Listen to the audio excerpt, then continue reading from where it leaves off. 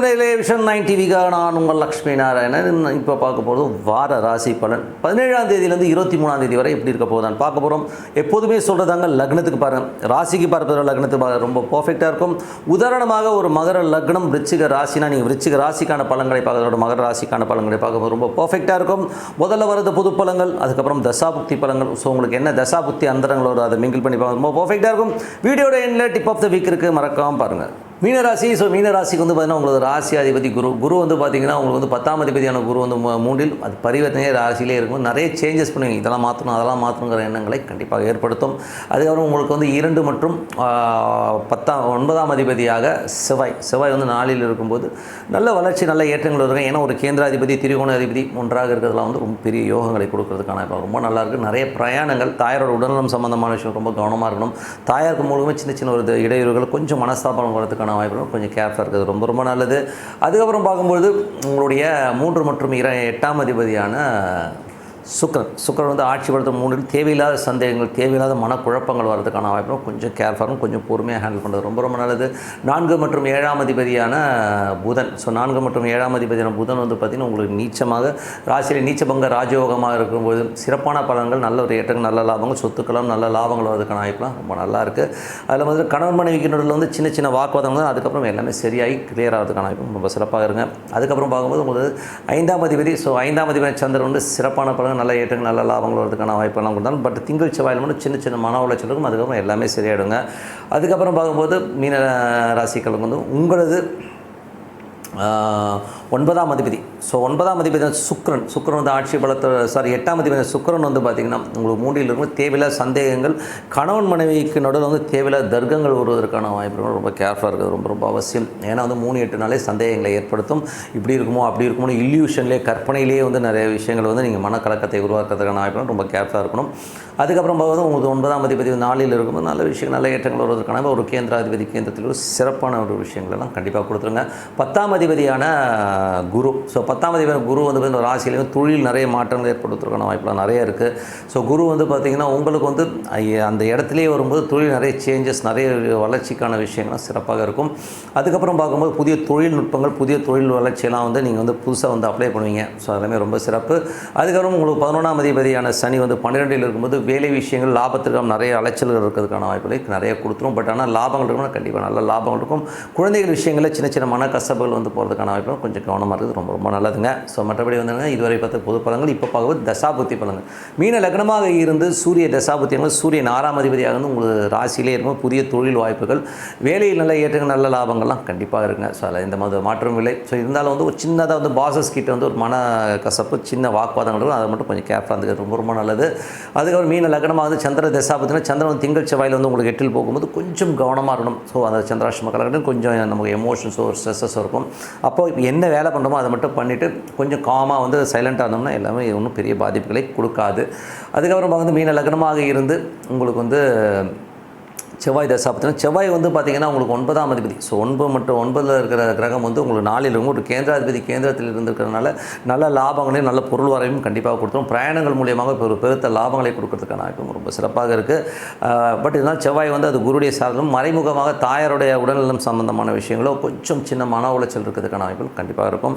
மீன லக்னமாக இருந்து ராகு தசாபுத்தி அந்த ராகு. ஸோ ராகு வந்து பார்த்திங்கன்னா உங்களுக்கு ராசியிலே இருந்து அவர் வந்து குருடைய சாரத்தில் போகும்போது நல்ல லாபங்களையும், பெரிய ஒரு அகாண்ட அறிவுன்னு சொல்லுவோம் இல்லையா, ஏதாச்சும் புதுசாக சாதிக்கணும், பெருசாக வரணும், தொழில் வந்து ஏதாச்சும் பெருசாக பண்ணணுங்கிற எண்ணங்களை எல்லாம் நிறையவே ஏற்படுத்தும். புதிய ஐடியாஸ், புதிய விஷயங்கள், பிரம்மாண்டமான விஷயங்களை கண்டிப்பாக யோசிப்பீங்க.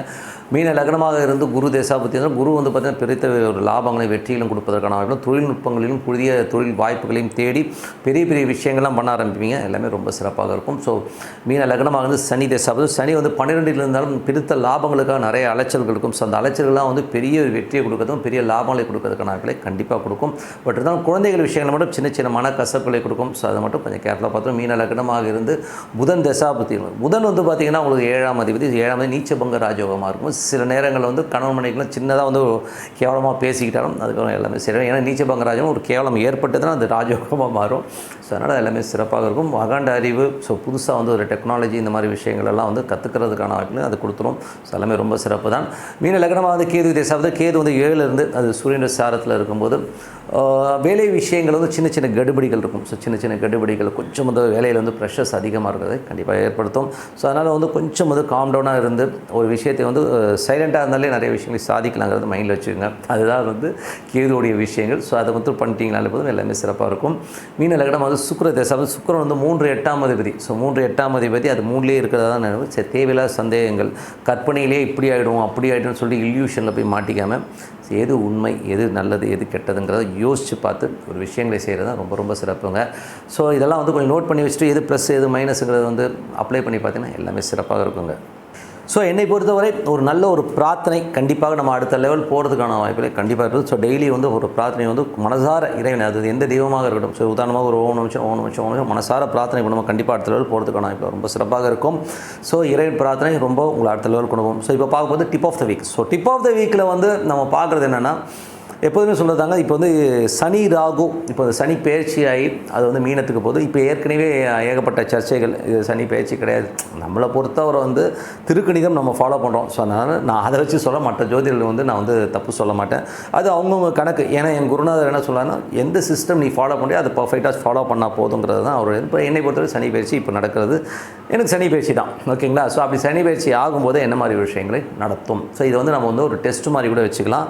ஏன்னா வந்து இவங்க சொல்கிறாங்க இல்லையா, சனி பயிற்சியில் இப்போ வந்து சனியும் ராகுவும் ஒரு கட்டத்தில் வந்து சந்திக்குது. ஸோ ஏப்ரல் மாதம் முழுவதுமாக சனியும் ராகுவும் வந்து மீனத்தை சந்திக்கின்ற காலகட்டத்தில் வந்து என்ன மாதிரி விஷயங்கள் நடக்கணும் போது, ஸோ தொழில் ரீதியான விஷயங்கள் நிறைய பாதிப்புகளை கண்டிப்பாக ஏற்படுத்தும். அது மட்டும் இல்லாமல் பார்த்தீங்கன்னா வெளிநாடு சார்ந்த விஷயங்கள் நிறைய கடுபிடிகள், நிறைய சட்டத்திட்டங்களால் ஒரு கிராஷ் உருவாகிறதுக்கான வாய்ப்பு, ஒரு கிராஷ் ஆகும், ரொம்ப கிராஷ் ஆகி ரொம்ப ஒரு ஸ்ட்ரெஸ்ஸஸ் வர்றதுக்கான வாய்ப்புகளை கண்டிப்பாக ஏற்படுத்தும். ஏன்னா வந்து காலபுருஷனுக்கு வந்து 9 12ஆம் அதிபதியாக இருக்கும்போது கொஞ்சம் ஜாக்கிரதையாக நமக்கு வந்து அந்த ஒரு ஸ்ட்ரெஸ்ஸஸை கண்டிப்பாக ஏற்படுத்தும். வெளிநாட்டில் இருக்கிறவங்களும் ஆல்ரெடி வந்து கொஞ்சம் பாதிப்பு, இப்போ கொஞ்சம் ரொம்ப புதிய சட்டத்திட்டங்களால் நம்ம க்ரஷ் ஆகிறதுக்கான வாய்ப்புகள் நிறைய இருக்குது. அது மட்டும் இல்லாமல் குருமார்கள். ஸோ குருமார்கள் என்பது இந்த குருமார்கள் ஆன்மீகவாதிகளுடைய சில பித்தலாட்டங்கள், சில விஷயங்கள்லாம் வந்து வெளியில் வரும். ஸோ இதெல்லாமே வந்து கண்டிப்பாக இந்த டைமில் வரும். ஸோ அது மட்டும் இல்லாமல் குழந்தைகள். ஸோ குழந்தைகளுக்கு வந்து இனம் புரியாத ஒரு சின்ன காய்ச்சலோ, ஏதோ வச்சு ஒரு ஃப்ளூ, இந்த மாதிரி ஏதோ ஒரு டிசீஸோ, இந்த மாதிரி விஷயங்களை குழந்தைகள் வந்து உலக ரீதியாக, நான் சொல்கிறது உலக ரீதியாக கொஞ்சம் கஷ்டப்பரமான சூழ்நிலை ஏற்படும். காரணம் என்ன, அந்த குருவும் ராகுவும் ஒன்றா வந்து மீட் ஆகிற அந்த இடம்.